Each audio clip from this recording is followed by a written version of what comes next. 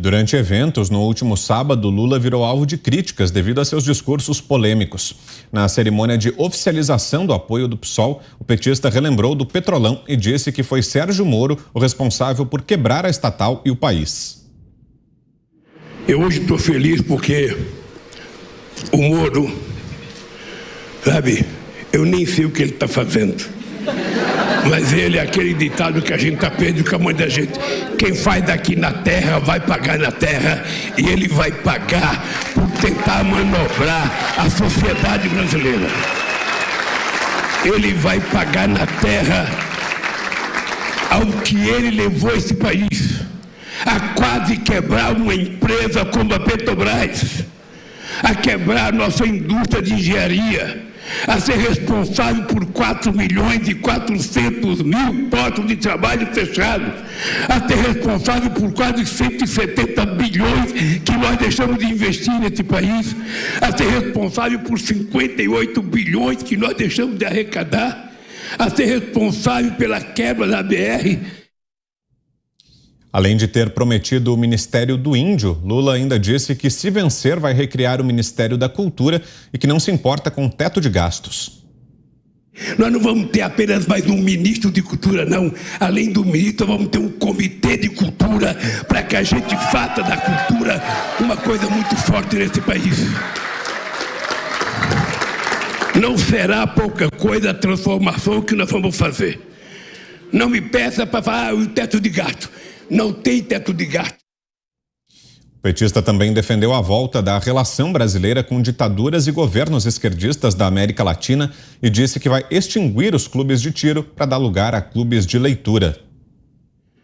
E vamos voltar a restabelecer a nossa relação com a América Latina. E se Deus quiser, vamos criar uma moeda na América Latina, porque não tem esse negócio da gente ficar dependendo do dólar. Vamos tentar recuperar os BRICS. Só basta que você manda o Putin parar com essa guerra, porra. Eu não estou precisando de guerra agora. Eu estou precisando. E outra coisa, se prepare, porque esses clubes de tiro que for criado como eles criaram vai fechar. Nós vamos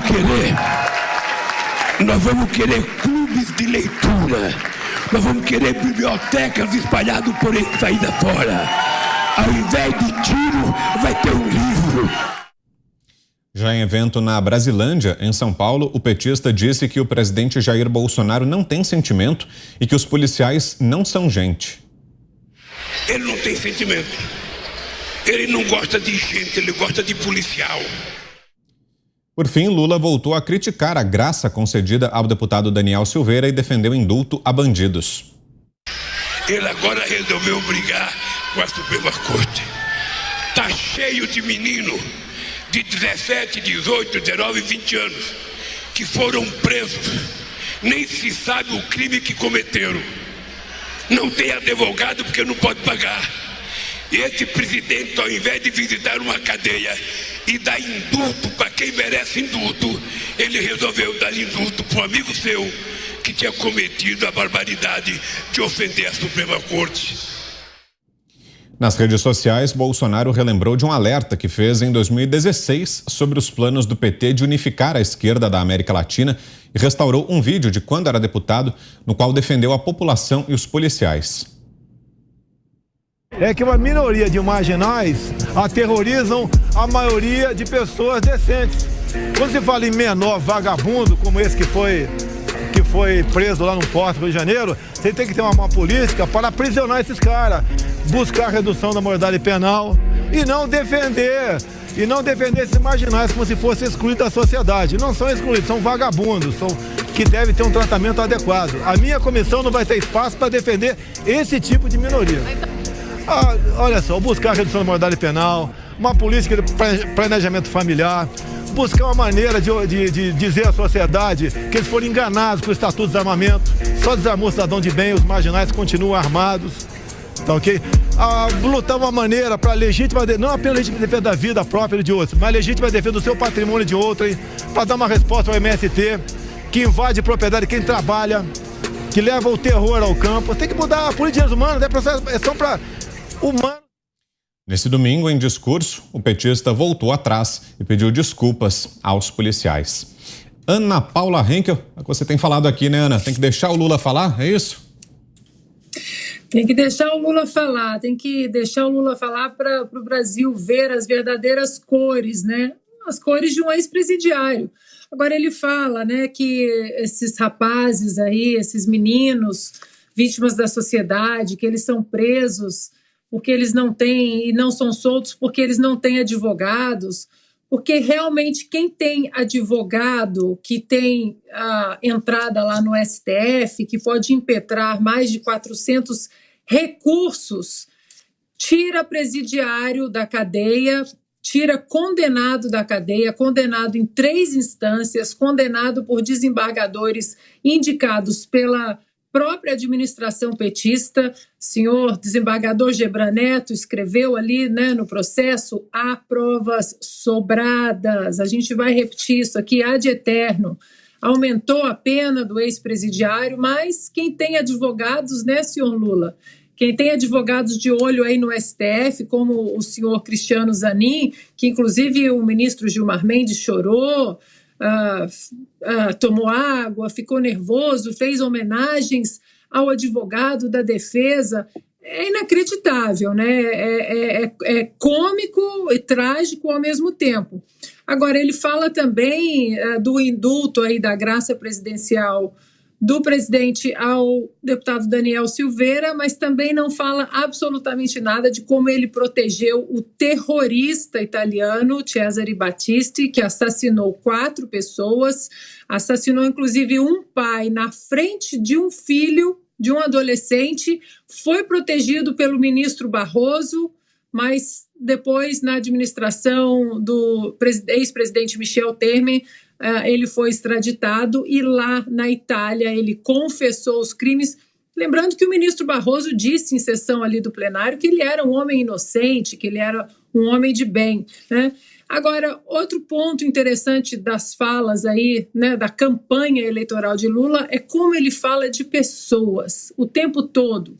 Ele não fala de ideias, aliás, ele fala de ideia assim: revogar a reforma da Previdência, revogar o teto dos gastos, revogar a reforma trabalhista, regular a mídia, o que mais? Moeda única para a América do Sul toda. E ele fala também, Vitor, na recriação aí do Ministério da Cultura. Eu vou falar uma coisa, Vitor, o Ministério do Esporte, que eu vi nas administrações petistas, foi uma baita ferramenta de corrupção, foi uma baita ferramenta ali, ó, de ralo para escoar dinheiro para dentro da própria administração petista.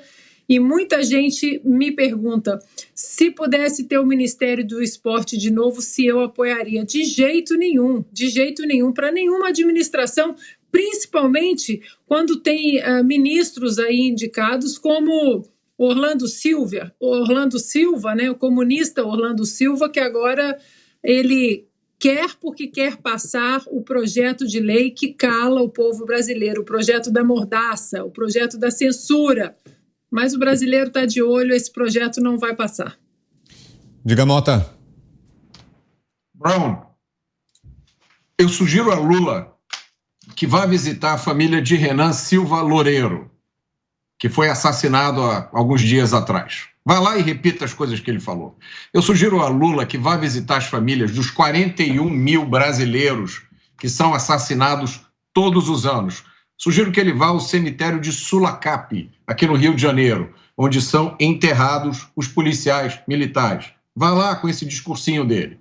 Só no município do Rio de Janeiro, a polícia carioca estima que existam 55 mil bandidos armados com armas de grosso calibre. Nenhuma dessas armas foi comprada legalmente.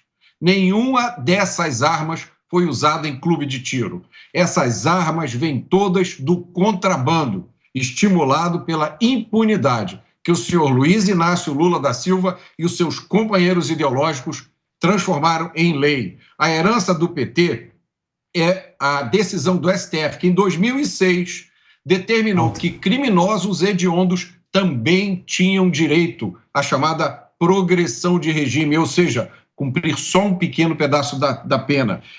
Com essa decisão, o STF derrubou uma lei que tinha sido criada por iniciativa popular, liderada pela novelista Glória Pérez, que coletou mais de 1 milhão de assinaturas. Essa herança do PT é a liberdade dos assassinos de Tim Lopes, que os assassinos sequestraram, torturaram e mataram Tim Lopes em 2003. Um deles foi condenado a 40 anos de prisão, o outro a uma pena maior ainda. O primeiro, com 5 anos de cadeia, teve direito à progressão de regime, saiu e fugiu. O outro, com 7 anos, teve direito à mesma progressão de regime, saiu da cadeia e fugiu. Essa é a herança do PT. É a ADPF 635, que primeiro, por uma liminar do Fachin, depois por uma decisão do Pleno do STF, suspendeu as operações policiais nas favelas do Rio de Janeiro desde junho de 2020 para não prejudicar o combate à pandemia. Brown, essas operações policiais estão suspensas até hoje. A polícia só pode fazer uma operação se comunicar previamente e pedir autorização. Esse é o Brasil do senhor Luiz Inácio Lula da Silva, ex-presidiário, descondenado.